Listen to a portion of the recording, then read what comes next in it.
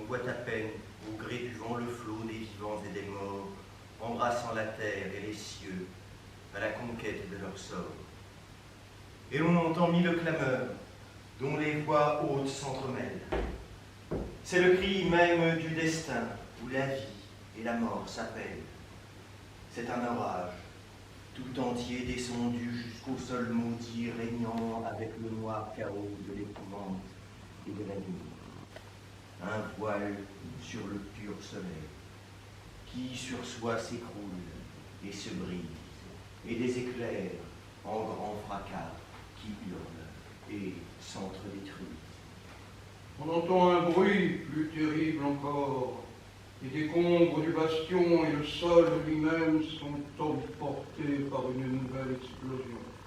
Et tout explose, et de nouveau surgit la foudre des enfers, précipitée du fond du gouffre où le feu règne avec le fer, plongeant les ruines et les corps dans les entrailles du sol sombre, scellant de son terrible saut le grand chaos et les décombres.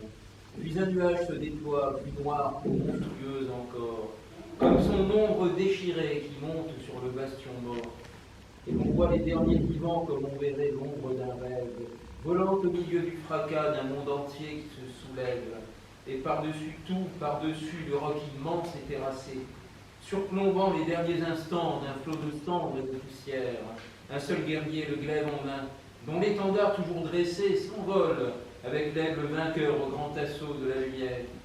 Et il s'envole à travers tout, à travers les lieux et les temps, surgit tel un astre nouveau des nuées du grand ciel fumant, précipité par-dessus tout, au cœur de la voûte infinie et couronné des ors glorieux, ceux de la première patrie. Puis il n'est plus qu'un ciel hanté par le fantôme de la nuit qui s'enfuit parmi les éthers et lentement s'évanouit pour ne rien laisser ici-bas, seul souverain du grand désastre, que le règne du pur silence et la froide lueur des astres.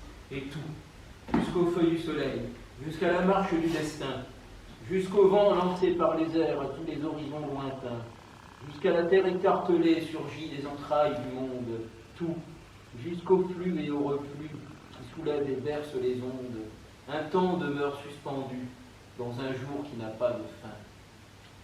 Mais soudain, sur le Kahlenberg, d'autres nuées semblent paraître, se détachant du noir volcan dont le gouffre emporte les êtres. Un autre aigle, au septentrion, semble à nouveau crever le ciel, surgissant pour lutter encore au feu du pur soleil mortel. C'est l'aigle blanc qui prend son vol dans les rouges lueurs de l'astre. C'est l'aigle blanc de la Pologne au jour sombre du grand désastre, volant par-dessus l'horizon à travers les immensités, jetant toujours droit devant lui un œil avide de clarté, suivant toujours le grand soleil, du destin le fatal emblème qui toujours désigne pour lui la gloire du péril suprême. Il règne au milieu des armées, surplombant les monts et les bois, lance l'appel de la victoire à l'écho de 100 000 voix, et sous ses ailes, déployées dans un fatal signe de guerre, s'emplit tout le ciel boréal d'un flot immense de poussière. De l'Orient jusqu'à l'Occident, c'est tout l'horizon qui s'en va. Quand de la terre monte aux cieux la nuée de 100 000 pas, c'est l'annonce à tout l'univers d'un jour de gloire et de massacre exaltant une fois encore sur un grand roi à l'aube du sacre. Voici venu le jour suprême où tout devra vaincre ou périr, où sur nos ruines dévastées resteront seuls des souvenirs dans la fumée des incendies et les amas noirs des décombres, ou bien des héros défilant au milieu d'un peuple sans nombre. Mais voici que déjà s'allume à l'est la flamme du destin. D'une tempête échevelée, les premiers spasmes de la foudre font rugir du plus haut des monts des éclairs d'acier et de poudre. C'est le premier combat qui tonne au bord du Danube lointain. Écrasant tout de son fracas à l'orient vaste de la plaine, déjà toute une armée s'élance en suivant Charles de Lorraine comme un flot roule d'un volcan sur tout un monde halluciné, ne laissant plus rien après lui qu'un long sillage calciné. Et les Turcs voient en un instant le feu s'abattre sur leur tête, avec des étendards vainqueurs monter celui de leur défaite. De courage et de désespoir, ils font dans un dernier effort fléchir un temps le lourd fléau du grand malheur et de la mort, puis enfin tombent, terrassés du grand sommeil où tout s'endort. Mais déjà, vagues sans répit de flammes et de fer qui s'avancent, de nouveau, de terribles coups crevant les cieux et le silence montent du fond de l'horizon les lourds carrés des Bavarois qui font retentir du destin la sombre et gigantesque voix.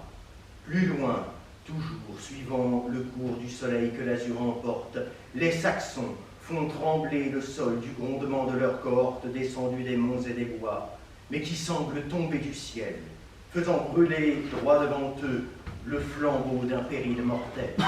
Comme un grand brasier qui s'étend vers tout l'occident du vieux fleuve, les Turcs voient un sinistre goût darder sur le salueur neuve, et, sombre digue environnée de maintes assauts impétueux, sont fracassés d'un premier choc presque déjà victorieux. Et les soldats de Lohenberg et de Waldeck sur leurs murailles font tonner le fer et le feu et tout l'enfer de la bataille, tant qu'il n'est plus rien autour d'eux que cadavres aux rouges flancs, un flot de poussière et d'horreur, un flot de mort, un flot de sang. Puis, venant des monts de l'ouest, imperceptiblement, il semble que tout le sol soit parcouru d'un long frisson silencieux, comme une onde qui le soulève au gré d'un vent mystérieux, un flot montant de coups épars, et qui se répand et se rassemble, et qui se lève, et qui s'accroît, et c'est bientôt le sol qui tremble. Puis c'est un vaste grondement qui monte, monte et monte au loin, comme la mer que l'on entend quand son flux lentement revient pour éclater en mille coups, qui ponctuent et battent la charge, et se faisant toujours plus grand, toujours plus puissant et plus large. C'est tout un monde qui s'élance à l'attaque du grand chaos, d'un bout à l'autre des nuées, jetant la torche et le flambeau, un rempart exalté du sol qu'il broie du roc de ses murailles, portant partout au grand galop l'ultime choc de la bataille, ayant barré tout l'horizon d'un trait de métal et de feu, faisant trembler jusqu'à la terre et jusqu'au soleil, jusqu'aux cieux. Martelant et précipitant au rythme du fléau qui fauche, le rythme éternel de la mort à leur côté quand ils chevauchent, répandant au-dessus de tout les flots d'une terreur sans fin, cavalcadant et lancinant comme le glas ou le tocsin, crevant l'azur au grand fracas d'un terrible et sombre tonnerre, voici venir à travers tout la charge des cataphractaires. 20 000 hussards déferlant tombant d'un siège de fer, droit devant eux jetant le feu et le tumulte de l'enfer, faisant claquer à tous les vents 20 000 clameurs de leurs ailes, fiers étendards plantés au dos de leur cuirasse ou de leur selle. Et ils s'en vont, tel Saint-Michel à la conquête du grand sort, suprême archange auréolé de la victoire et de la mort, le sabre et la lance dressés devant le dragon qu'il surplombe quand, renvoyant son corps maudit au noir chaos de l'outre-tombe, arrêtant d'un seul coup d'estoc le cours terrible du destin, il fait tourner la roue du monde et hurler les astres éteints. Et 20 000 soleils brillant au cœur de 20 000 cuirasses que l'aigle seul peut contempler sans jamais détourner la face. 20 000 astres jaillis du ciel à travers les monts et les bois, jetant l'éclair victorieux de la stupeur et de l'effroi sur leurs 20 000 destriers avec la forêt de leurs lances, annonçant un règne vainqueur dans un grand fracas qui s'élance, jetés à l'assaut de la nuit depuis le suprême horizon, font briller sur tout l'univers le soleil du septentrion. Et rayonnant, cavalcadant vers le midi du ciel immense, voici venir à travers tout le chef suprême qui s'avance en déployant, toujours plus haut, l'aigle triomphant du grand sort.